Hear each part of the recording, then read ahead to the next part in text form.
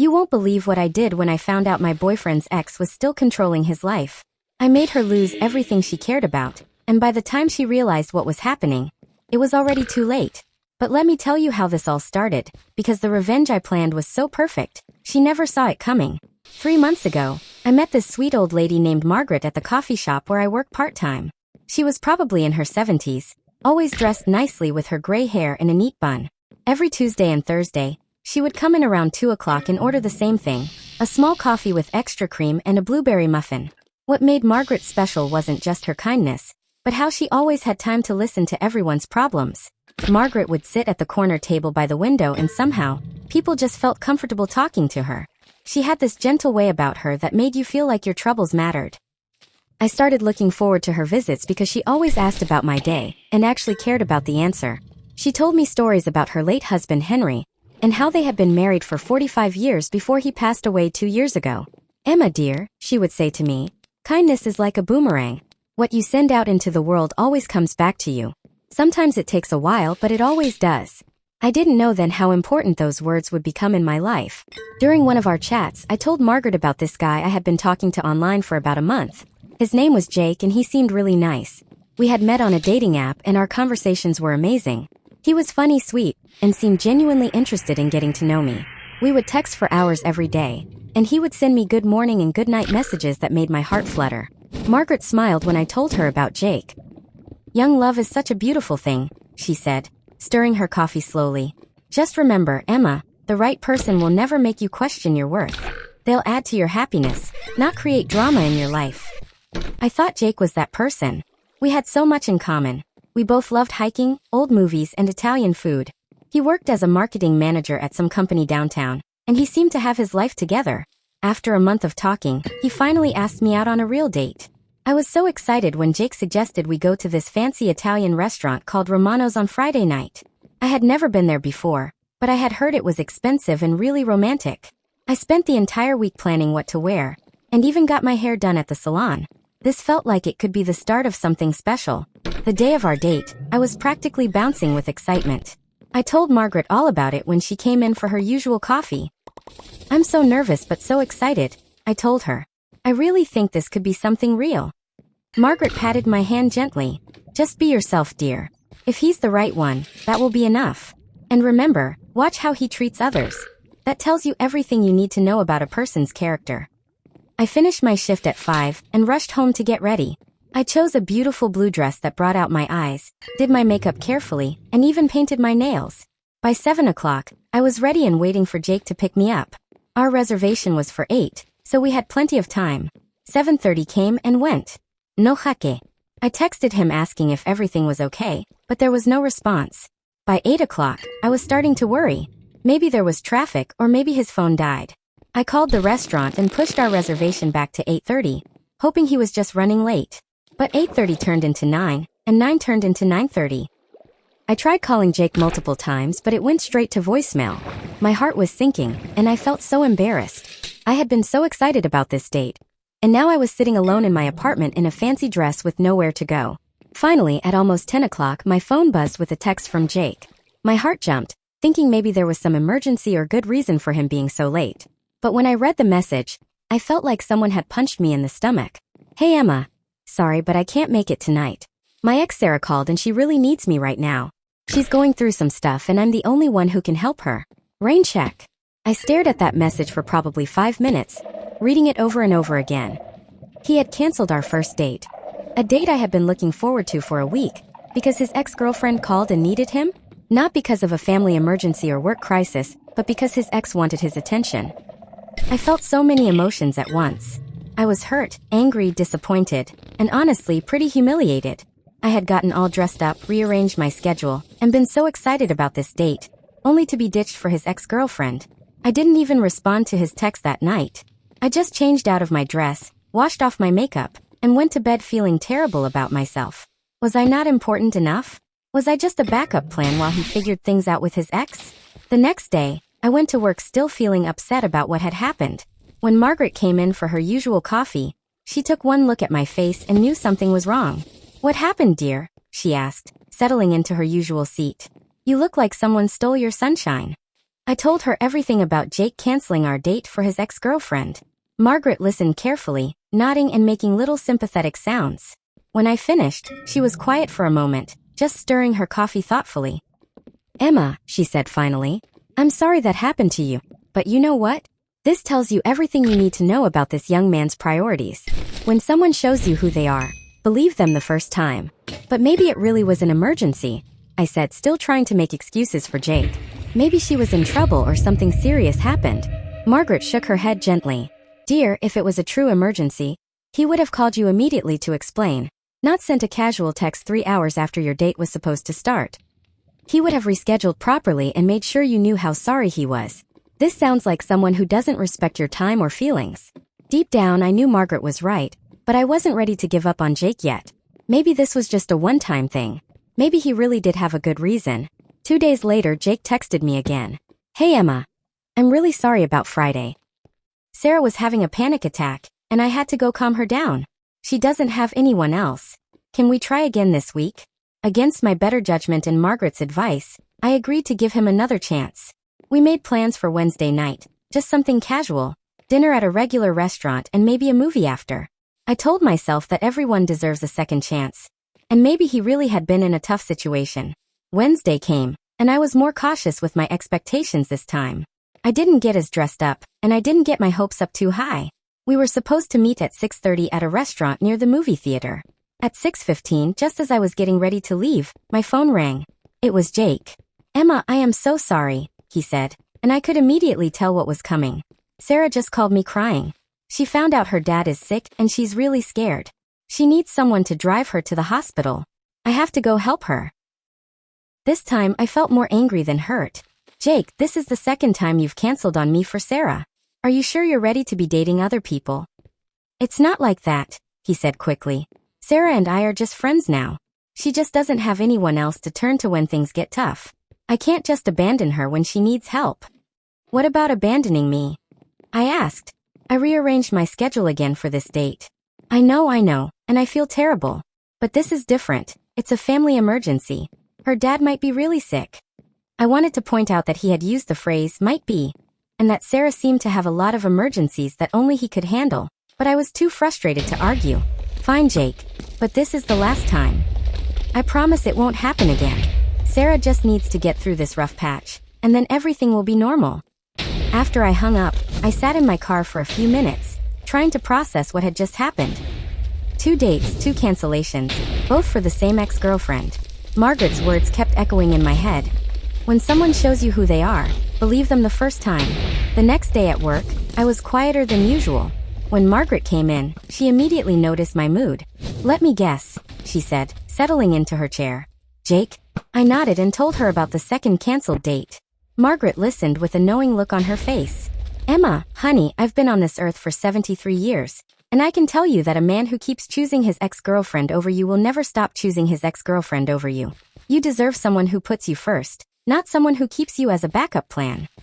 "But what if Sarah really does need help? What if she doesn't have anyone else?" I asked. Margaret gave me a look that was both gentle and firm.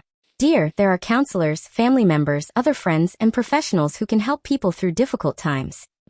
If Sarah only has one person in the entire world she can turn to, and that person happens to be her ex-boyfriend who's trying to date other people, then she needs to work on building a better support system. It's not Jake's responsibility to be her emotional caretaker forever." I knew Margaret was right, but I still felt conflicted. Part of me wanted to be understanding and compassionate. Maybe Jake was just a really good person who couldn't say no to someone in need. But another part of me was getting tired of being treated like I didn't matter. I had been looking forward to both of those dates, and both times I had been left disappointed and confused. That weekend, I decided to do some investigating. I wasn't proud of it, but I was curious about Sarah and what kind of emergencies she kept having. I found her social media accounts pretty easily. Jake had mentioned her last name once, and there weren't many Sarahs with that name in our city. What I found made my blood boil. Sarah's Instagram and Facebook were full of posts from the exact times Jake had canceled our dates. On Friday night, when she supposedly needed him during a panic attack, she had posted pictures of herself at a bar with friends, laughing and having cocktails. The timestamp on the photos was from 9 o'clock, right around the time Jake should have been having dinner with me. On Wednesday, when Jake said he had to drive her to the hospital because her dad was sick, Her social media showed her at a fancy restaurant having what looked like a romantic dinner. She had posted a picture of her meal with the caption, "Nothing like good food and good company to make everything better." There was definitely someone sitting across from her, though I couldn't see who it was from the angle of the photo. I screenshotted everything and felt a mixture of vindication and anger. Jake had lied to me. Sarah hadn't had emergencies at all. She had just wanted his attention, and he had dropped everything to give it to her, even if it meant lying to me and ruining our plans. But what made it even worse was realizing that Jake probably knew Sarah didn't have real emergencies. He had to have known she was fine, which meant he was choosing to spend time with her instead of me, and then lying about the reasons why. I showed the screenshots to Margaret the next day. She looked at them with a sad but unsurprised expression. "I'm sorry, Emma, but this confirms what we both suspected. This young man is not ready to move on from his previous relationship, and he's being dishonest with you about it. The question now is, what are you going to do about it?" I had been thinking about that exact question all night. I was hurt and angry, but I also felt like I deserved some kind of justice. Jake had wasted my time, lied to me, and made me feel like I wasn't worth prioritizing. Sarah had manipulated him into canceling our dates just because she could. "I want to confront him," I said. "I want to show him these screenshots and ask him to explain himself." Margaret nodded thoughtfully. "That's certainly you're right. But before you do anything, make sure you're doing it for the right reasons. Are you trying to save the relationship, or are you trying to get closure? Because based on what you've told me about Jake's behavior, I don't think this is a relationship worth saving." She was right, of course. Even if Jake apologized and promised to do better, could I ever trust him again? Would I always be wondering if he was telling me the truth, or if Sarah was going to call with another emergency? But I wasn't ready to just walk away quietly. I felt like Jake needed to face the consequences of his dishonesty, and Sarah needed to understand that her manipulation had real effects on other people. That's when an idea started forming in my mind. It was bold, maybe even a little crazy, but it felt like the perfect way to teach both Jake and Sarah a lesson about honesty and treating people with respect. I spent the next few days thinking about my plan and doing more research.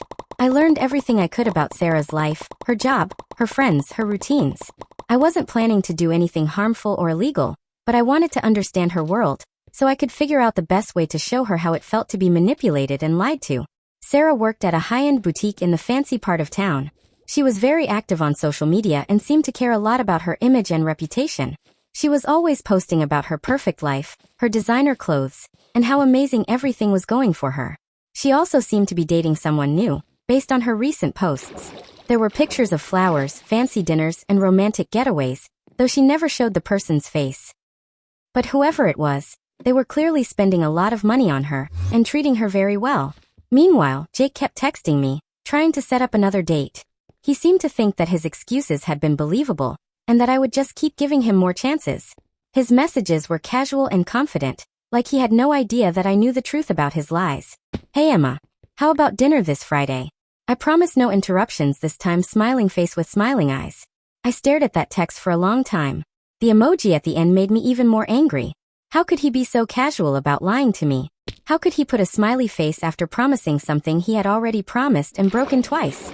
Instead of responding immediately, I decided to test him one more time. I wanted to see if he would actually follow through on a third date, or if Sarah would mysteriously meet him again. "Sure, Friday sounds great. Where did you want to go?" I texted back. "How about that Italian place, Romano's? I know we missed it the first time, but I've been wanting to try it." The fact that he suggested the same restaurant from our first canceled date felt like he was rubbing salt in the wound. But I agreed, and we made plans for 7 o'clock on Friday night. I spent that week putting my plan into motion. It was complicated and required perfect timing, but I was determined to make it work. Margaret had been right about kindness being like a boomerang. What you send out comes back to you. Jake and Sarah had sent out dishonesty and manipulation, and it was time for that to come back to them. On Friday afternoon, I was getting ready for what I knew would be my last interaction with Jake. I had everything prepared, and all I had to do was wait to see if he would actually show up this time, or if he would find another excuse. At 6:30, right on schedule, my phone rang. It was Jake, and I already knew what he was going to say before I even answered. "Emma, I am so sorry, but something has come up with Sarah again." I let him talk for a few minutes, spinning another elaborate story about how Sarah needed him for some crisis that only he could handle. This time she had supposedly gotten into a car accident and was too shaken up to drive herself home. She had called him in tears, begging him to come pick her up. I feel terrible about this, Jake continued, but I can't leave her stranded. You understand, right? She's really scared and doesn't have anyone else to call. Of course I understand, I said sweetly. Sarah is lucky to have such a caring friend. Don't worry about me. I'll just stay home tonight. Jake sounded surprised by how understanding I was being. Really? You're not mad? Not at all, I lied. These things happen. Sarah's safety is more important than our dinner plans. You're amazing, Emma. I promise I'll make it up to you. Maybe we can do something special next week. Maybe, I said. You should go help Sarah now. She's probably waiting for you. After I hung up, I checked the time. It was 6:45, which meant Jake was probably already on his way to pick up Sarah from her supposed car accident. What he didn't know was that Sarah hadn't been in any accident at all. In fact, she was probably getting ready for her own Friday night plans, completely unaware that her ex-boyfriend had just canceled another date to supposedly rescue her. But she was about to find out because the first part of my revenge was already in motion. I had spent the week creating a fake social media account and carefully building a relationship with Sarah online. It hadn't been hard. She was the type of person who accepted friend requests from anyone and loved getting attention from new people. I had been liking her posts, leaving complimentary comments, and slowly building up to this moment. Earlier that day, I had sent Sarah a message from my fake account, pretending to be someone who had witnessed her car accident and wanted to make sure she was okay. I described the exact location where Jake thought he was going to pick her up and asked if she needed any help. Sarah had responded quickly, confused about what I was talking about. She said she hadn't been in any car accident and wasn't sure why someone would think she had been. That's when I sent her screenshots of Jake's text messages to me, showing how he had used her as an excuse to cancel our date. At first, she didn't believe it. She said there must be some mistake, that Jake wouldn't lie about something like that. But then I sent her the screenshots from our previous canceled dates, along with the social media posts that proved she hadn't been having emergencies on those nights either. Sarah went quiet for about an hour, and I could only imagine what was going through her mind. She was probably realizing that Jake had been using her as an excuse to avoid dating other people, but she was also probably wondering why he would do that. Then, at exactly 7 o'clock, the same time Jake and I were supposed to be sitting down for dinner, Sarah posted something on her social media that made me smile. It's amazing how much you can learn about someone's character when you find out they've been lying about you to other people. The post was clearly about Jake, though she didn't mention him by name.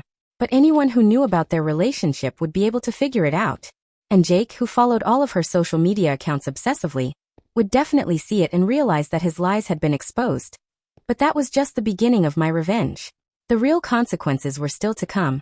And Sarah had no idea what role she had played in hurting other people, or what that was about to cost her. 20 minutes after Sarah's post went live, my phone started buzzing with calls from Jake. I didn't answer. I wanted him to sweat for a while, wondering how much Sarah knew and whether she would tell other people about his dishonesty. Around 8 o'clock, Jake started sending me desperate text messages. Emma, I can explain everything. Please call me back. I know how this looks, but there's more to the story. Sarah is upset about something, and I think there's been a misunderstanding. Please don't ignore me. We need to talk. I finally responded around 9 o'clock with a simple message. I know the truth about your emergencies, Jake. Don't contact me again. His response came immediately. Emma, please let me explain. It's not what you think. But I was done with Jake's explanations.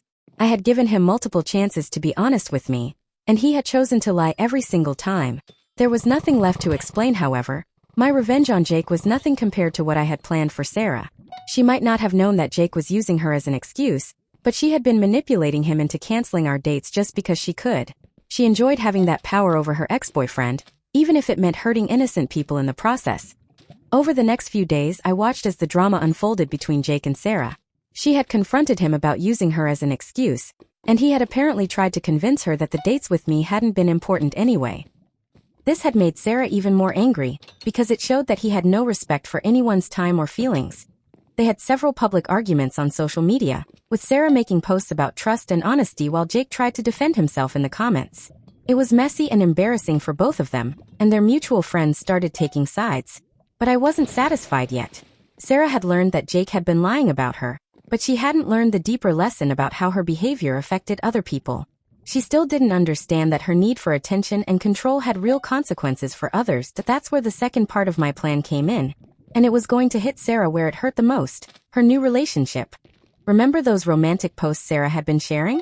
The fancy dinners, expensive flowers, and weekend getaways? I had figured out who her new boyfriend was, and I had discovered something about him that Sarah definitely didn't know. His name was Marcus, and he was a successful lawyer who seemed to be completely smitten with Sarah. He was the one paying for all those expensive dates and lavish gifts. Based on his own social media, he was head over heels in love, and was probably already thinking about proposing. What Sarah didn't know was that Marcus was also married. That I had done some deep research into Marcus's background, and found out that he had a wife named Linda and 2 young children. His wife wasn't on social media much, which explained why Sarah hadn't discovered the truth on her own. Linda seemed to be a private person who focused on her family rather than posting about her life online. Marcus had been living a double life, telling Sarah that he traveled a lot for work while actually going home to his family. The weekend getaways Sarah posted about were probably times when Marcus told his wife he had business trips or conferences. This information gave me the perfect opportunity to teach Sarah a lesson about how it felt to be deceived by someone she trusted. She had helped Jake deceive me, whether she knew it or not, and now she was going to experience that same betrayal firsthand. But I wanted to be strategic about how I revealed this information. I didn't just want to hurt Sarah. I wanted her to understand the connection between her actions and the consequences she was about to face. I also felt bad for Marcus's wife, Linda. She deserved to know what her husband was doing, but I wanted to handle the situation carefully. Linda was an innocent victim in all of this, just like I had been when Jake was lying to me. I spent several days planning the perfect way to expose Marcus's double life. It needed to happen in a way that would make the biggest impact on Sarah, while also ensuring that Linda found out about her husband's affair. The opportunity came when Sarah posted about a romantic dinner she was having with Marcus at an upscale restaurant downtown. She had posted a picture of her meal and mentioned how lucky she was to have found such an amazing, honest man who treated her like a queen. The irony of her calling Marcus honest, while she was unknowingly dating a married man, was almost too perfect. This was going to be the moment when everything came crashing down for Sarah, and she was going to learn exactly how it felt to be on the receiving end of lies and betrayal. I had everything prepared, and all I needed was the right timing. Sarah had no idea that her perfect evening was about to become a complete disaster, or that the lesson I was about to teach her would change her perspective on honesty and manipulation forever. As I sat in my car outside the restaurant where Sarah was having dinner with Marcus, I took a deep breath and prepared to set the final part of my plan into motion. Margaret's words echoed in my head once again. Kindness is like a boomerang, and what you send out always comes back to you. Sarah and Jake had sent out dishonesty and manipulation, and now it was time for that energy to return to them. But they were about to discover that revenge could be served in ways they never expected, and the consequences of their actions were going to be bigger than they ever imagined. That I reached for my phone, ready to make the call that would change everything, when suddenly I saw something that made me freeze in shock. Walking into the restaurant, heading straight for Sarah's table, was someone I never expected to see. The person approaching was about to turn this situation into something completely different, and I realized that my carefully planned revenge was about to take a turn I never could have anticipated. The person walking into the restaurant was Linda, Marcus's wife. But she wasn't alone. She had 2 small children with her, a boy who looked about 6 and a girl who couldn't have been more than 4. They were all dressed up like they were going somewhere special, and Linda was carrying a small wrapped gift. I watched in horror as Linda approached the hostess stand, and said something that made the hostess point toward the back of the restaurant, exactly where Sarah and Marcus were sitting. My heart started pounding as I realized what was happening. Linda wasn't here by accident. She was here to surprise Marcus, probably for his birthday or their anniversary or some other special occasion. This wasn't part of my plan at all. I had wanted to expose Marcus's affair, but not like this. Not in front of his children. Not in a way that would traumatize innocent kids who had nothing to do with their father's terrible choices. I watched Linda walk through the restaurant with her children, both of them excited and chattering about surprising Daddy. The little girl was carrying a homemade card, and the boy kept asking if they could order dessert. They had no idea they were about to witness something that would probably haunt them forever. I had to do something. My revenge on Sarah suddenly seemed less important than protecting those children from seeing their father with another woman. Whatever lesson I wanted to teach Sarah could wait. These kids didn't deserve to be collateral damage in my plan for justice. I jumped out of my car and ran toward the restaurant, hoping I could somehow intercept Linda before she reached Marcus's table. But I was too late. Just as I pushed through the front door, I heard a woman's voice across the restaurant say, "Marcus? What are you doing here?" The entire restaurant seemed to go quiet for a moment. I could see Linda standing frozen about 10 feet from Marcus's table, her children looking confused beside her. Marcus had gone completely white, and Sarah was looking back and forth between Marcus and Linda with a bewildered expression on her face. "Linda," Marcus stammered, standing up so quickly that he knocked over his wine glass. Red wine spilled across the white tablecloth and dripped onto the floor. "What are you doing here?" "It's your birthday," Linda said slowly, her voice getting quieter as she started to understand what she was seeing. "The kids wanted to surprise you. We brought your favorite cake from home."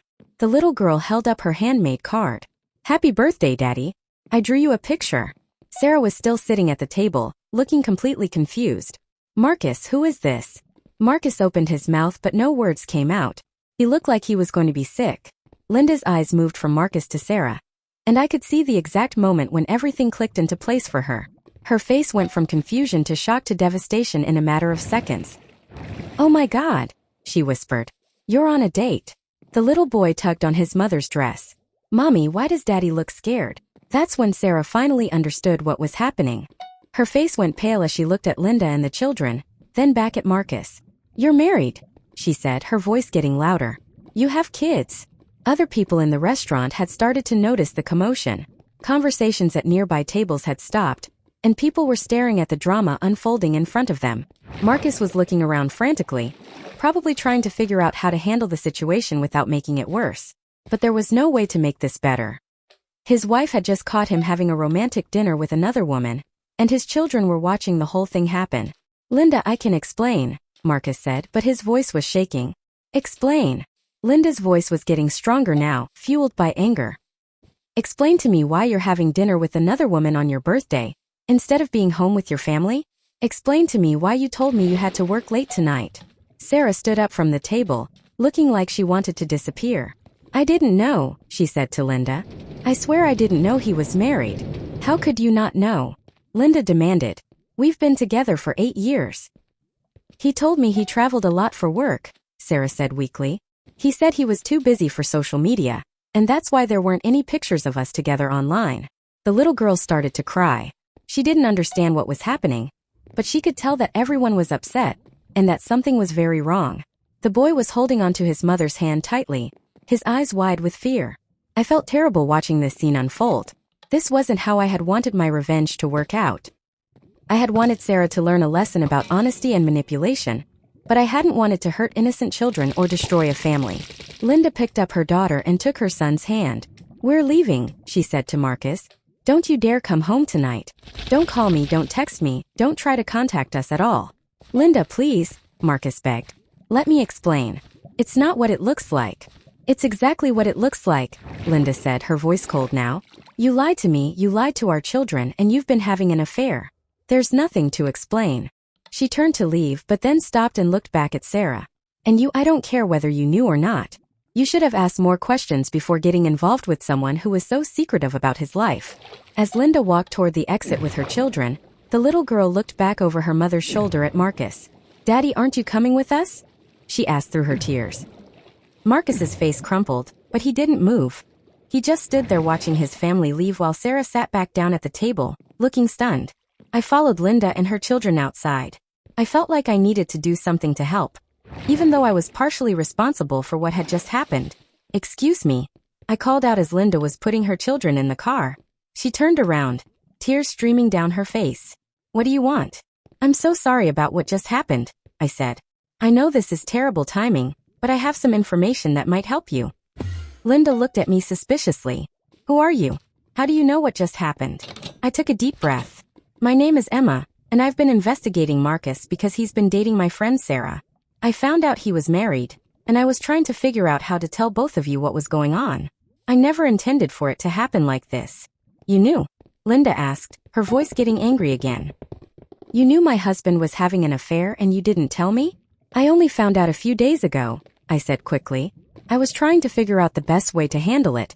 I didn't want to hurt your children." Linda stared at me for a long moment. "What information do you have?" I pulled out my phone and showed her the screenshots I had taken of Sarah's social media posts. These show all the dates Marcus has taken Sarah on over the past few months. The times and locations match up with when he told you he was traveling for work. Linda looked through the photos, her expression getting more and more hurt with each one. "He took her to the same restaurant where we had our first anniversary dinner," she said quietly. He gave her the same flowers he used to bring me. I'm so sorry, I said again. I know this is painful, but I thought you deserved to know the truth. Linda wiped her eyes and looked at her children, who were still crying in the car. Thank you for telling me. I guess it's better to know even if it hurts. Is there anything I can do to help? I asked. Do you have somewhere to go tonight? We'll stay with my sister, Linda said. I just need to figure out what to do next. I never thought Marcus would do something like this. After Linda drove away with her children, I sat in my car for a while, thinking about what had just happened. My revenge on Sarah had worked, but not in the way I had planned. She had definitely learned what it felt like to be deceived by someone she trusted, but she had also been publicly humiliated in front of a restaurant full of people. More importantly, I had helped destroy a marriage and traumatized 2 innocent children. That hadn't been my intention at all, but it was the result of my actions nonetheless. I drove home feeling conflicted about everything that had happened. The next day, I went to work still processing the events from the night before. When Margaret came in for her usual coffee, I told her the whole story. Margaret listened carefully, asking questions here and there but mostly just letting me talk through everything that had happened. When I finished, she was quiet for a long time. Emma, she finally said, I understand why you wanted to get back at Jake and Sarah for lying to you and wasting your time. What they did was wrong, and you had every right to be angry about it. But, I said, sensing there was more coming. But when we seek revenge, we often end up hurting people we never intended to hurt, Margaret said gently. Those children last night didn't deserve to see their father's betrayal. Linda didn't deserve to find out about her husband's affair in such a public and humiliating way. I felt tears starting to form in my eyes. I know. I never wanted to hurt the kids or Linda. I just wanted Sarah to understand how it felt to be lied to and manipulated. And she did learn that lesson, Margaret said. But at what cost? Sometimes the price of revenge is higher than we expect it to be. Margaret reached across the table and patted my hand. You're a good person, Emma. I can see that this experience has taught you something important about the consequences of our actions. The question now is, what are you going to do with that knowledge? Over the next few days, I couldn't stop thinking about Linda and her children. I kept wondering how they were doing, and whether there was anything I could do to help them. I had helped destroy their family, even if that hadn't been my intention, and I felt responsible for their pain. I also thought about Sarah and how she must be feeling. Her perfect relationship had been exposed as a lie, and she had been publicly humiliated in the process. She had definitely learned her lesson about manipulation and dishonesty, but I wondered if she understood the connection between what had happened to her and what she had done to me. A week after the restaurant incident, I made a decision. I created a new email account and sent Sarah a message explaining who I really was and why I had orchestrated everything that had happened. Dear Sarah, I wrote, my name is Emma, and I'm the girl Jake kept canceling dates with to supposedly help you with your emergencies. I know you probably don't remember me, but your actions had a real impact on my life, and I wanted you to understand the connection between what you did and what happened to you last week. I explained how Jake had used her as an excuse to cancel our dates, how I had discovered that she hadn't actually been having emergencies, and how her manipulation of Jake had hurt me. I also explained that I had been the one to expose Marcus's affair, and that I had done it to teach her a lesson about honesty and the consequences of deception. I'm not proud of how everything turned out, I continued. I never intended for Linda and her children to get hurt, and I'm sorry that your lesson came at such a high cost. But I hope you can understand why I felt like you needed to experience what it feels like to be on the receiving end of lies and betrayal. I ended the email by saying that I hoped she would think more carefully about how her actions affected other people in the future, and that she would find a way to build healthier relationships based on honesty and respect. Sarah responded the next day with a long email of her own. She said that she had been thinking a lot about everything that had happened, and that she was starting to understand how her behavior with Jake had been manipulative and harmful. I never thought about how Jake's cancellations were affecting you, she wrote. I was so focused on getting his attention whenever I wanted it that I didn't consider the other people who were being hurt in the process. I'm sorry for my part in what happened to you. She also said that the situation with Marcus had been a wake-up call for her about the importance of asking questions, and not just accepting what people told her at face value. I should have been more suspicious when Marcus was so secretive about his life, she wrote. I think part of me knew something wasn't right, but I ignored those feelings because I liked the attention and the expensive dates. I learned a hard lesson about the importance of honesty in relationships. Sarah's response made me feel a little better about what had happened. At least she seemed to understand the lessons I had been trying to teach. but I still felt terrible about Linda and her children. A few days after my exchange with Sarah, I decided to reach out to Linda as well. I found her contact information through social media and sent her a message asking if there was anything I could do to help her and her family during this difficult time. Linda responded quickly, saying that she appreciated my offer, but that she and the children were doing as well as could be expected. She had filed for divorce and was staying with her sister while she figured out her next steps. "I want to thank you for exposing the truth," she wrote. "It was painful to find out that way, but I'm glad I know what was really going on. I could have wasted years more of my life with someone who didn't respect me or our marriage." Linda also said that she had been thinking about our conversation outside the restaurant, and that she understood I hadn't intended for things to happen the way they did. "I know you were trying to help Sarah learn a lesson, and in the process, you helped me learn the truth about my husband. Sometimes painful knowledge is better than comfortable ignorance." Reading Linda's message made me feel both relieved and sad. I was glad that she didn't hate me for my role in exposing her husband's affair, but I was still sorry that she and her children had to go through such a difficult experience. Over the following weeks, I kept thinking about everything that had happened and what I had learned from the experience. Margaret had been right about revenge having unintended consequences, and I had learned firsthand how our actions can ripple out and affect people we never meant to hurt. That I also thought a lot about the difference between justice and revenge. I had wanted Jake and Sarah to face consequences for their dishonesty and manipulation, and they had. But the way those consequences had played out had caused collateral damage that I hadn't anticipated or intended. If I could go back and do things differently, I would have handled the situation in a more straightforward way. I would have confronted Jake directly about his lies and ended our relationship immediately. I would have found a way to expose Marcus's affair that didn't involve his children witnessing their father's betrayal. But I couldn't change what had happened, and I had to live with the knowledge that my desire for revenge had caused pain for innocent people. The best I could do was learn from the experience and make sure I handled similar situations differently in the future. A month after everything happened, I was at work when a familiar face walked through the door. It was Linda, and she looked much better than she had the night I met her outside the restaurant. She was smiling and seemed more relaxed. "Emma?" she said, approaching the counter. "I thought that was you. How are you doing?" "I'm okay," I said, surprised to see her. "How are you and the kids?" "We're doing better," Linda said. "The divorce is moving forward, and the children are adjusting. It's been hard, but I think we're all going to be stronger because of it." She ordered a coffee and sat down at one of the tables. "I wanted to thank you again for what you did. I know it didn't turn out the way you planned, but you helped me discover the truth about my marriage. That was a gift, even if it was a painful one." "I'm sorry it had to happen that way," I said. "I never wanted your children to get hurt." "I know," Linda said. "And honestly, I'm glad they found out sooner rather than later. Children are more resilient than we give them credit for, and it's better for them to learn now that their father isn't the man we thought he was than to be disappointed by him repeatedly over the years." We talked for a few more minutes, and Linda told me that she had started seeing a counselor to help her process everything that had happened. She said it was helping her understand how she had missed the signs of Marcus's dishonesty, and how she could avoid similar situations in the future. Before she left, Linda said something that really stuck with me. "You know, what happened taught me that sometimes the people who hurt us end up teaching us the most important lessons about ourselves. I learned that I deserve honesty and respect in my relationships, and I'm not going to settle for less anymore." After Linda left, I thought about her words and how they applied to my own situation. Jake and Sarah had hurt me with their dishonesty and manipulation, but they had also taught me important lessons about my own worth and what I was willing to accept in relationships. Margaret came in later that day, and I told her about my conversation with Linda. "It sounds like everyone involved has learned something valuable from this experience," Margaret said. "That's not always the case when people seek revenge." "Do you think I did the right thing?" I asked her. Margaret considered the question carefully before answering. "I think you did what you felt you needed to do at the time, and I think everyone involved has grown because of it.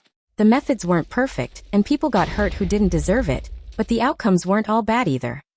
She stirred her coffee thoughtfully. "Sometimes life puts us in situations where there are no perfect choices, Emma. We just have to do our best with the information we have and learn from the consequences of our actions." "I've definitely learned from this," I said. "I don't think I'll ever handle a situation like this the same way again." "Good," Margaret said with a smile. "That's what growth looks like, making different choices based on new wisdom." As the weeks turned into months, I gradually stopped thinking about Jake, Sarah, and Marcus as much. I had learned my lessons from the experience, and I was ready to move forward with my life. I started dating again, but this time I was much more careful about the people I chose to spend time with. I asked more questions, paid attention to red flags, and didn't give second chances to people who showed me they didn't respect my time or feelings. When Margaret asked me how my dating life was going, I told her that I was being more selective about the people I invested my energy in. That's wisdom, she said approvingly. When we know our own worth, we don't settle for people who don't treat us accordingly. One day, about 6 months after everything had happened, I received another message from Sarah. She said that she had been thinking about our conversation and wanted to update me on how she was doing. I've been in therapy, she wrote, working on understanding why I was so manipulative in my relationships. I realize now that I was using Jake's attention as a way to feel important and powerful, without considering how that affected other people. Sarah said that she had also learned to be more independent and wasn't looking for validation from romantic partners anymore. She had started volunteering at a local community center and was focusing on building healthier friendships. I wanted you to know that what happened changed me for the better, she concluded. It was painful at the time, but it forced me to look at myself honestly and make some necessary changes. Thank you for teaching me that lesson, even though it wasn't easy to learn. Reading Sarah's message made me feel like the whole experience had been worth it after all. She had learned and grown from what happened, just like I had. Even though the path to that growth had been messy and painful for everyone involved, the end result was that we were all better people because of it. I never heard from Jake again, but I assumed he had learned his own lessons from losing both Sarah and me because of his dishonesty. Sometimes the consequences of our actions are the best teachers we can have. Looking back on everything that happened, I realized that Margaret had been right about kindness being like a boomerang. The kindness I had received from her throughout the whole experience had come back to me in the form of Linda's understanding, Sarah's growth, and my own newfound wisdom about relationships and revenge. I had also learned that while revenge might feel satisfying in the moment, it often creates more problems than it solves. The next time someone hurt me, I would handle it more directly and with more consideration for all the people who might be affected by my actions. But most importantly, I had learned that I deserved to be treated with honesty and respect, and I wasn't going to settle for anything less. That was a lesson worth all the drama and pain that had led me to it. As I finished telling Margaret this final part of the story, she smiled and patted my hand one last time. Emma dear, she said, you've grown into quite a wise young woman. I'm proud of how you've handled everything and learned from it. That takes real maturity and strength. Thank you for being there for me through all of it, I said. I don't know what I would have done without your guidance and support. That's what friends are for, Margaret said warmly. And remember, every experience, even the difficult ones, helps shape us into who we're meant to become. Your story isn't over yet, and I have a feeling the best chapters are still to come. And as it turned out, Margaret was absolutely right about that.